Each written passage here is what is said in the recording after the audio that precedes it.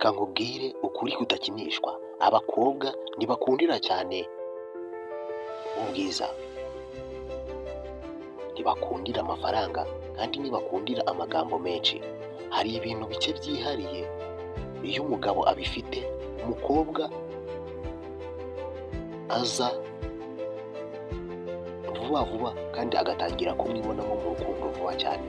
Uyu munsi ndavuga ku bintu 7 bikurura bituma abakobwa bakunda vuba.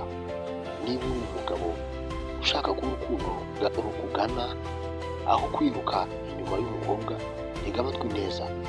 Icya mbere ni icyizere. Umugabo wiyizi, uzi icyo ashaka, uvuga adatinya, umukobwa abibonamo umutekano. Si ukwiyemera, ni ukwiyizera. Icya kabiri, kumva kurusha kuvuga. Abakobwa benshi bakunda abagabo bumva, bubaha, babaha umwanya wo kuvuga kandi bakabafata nk'abantu bafite agaciro.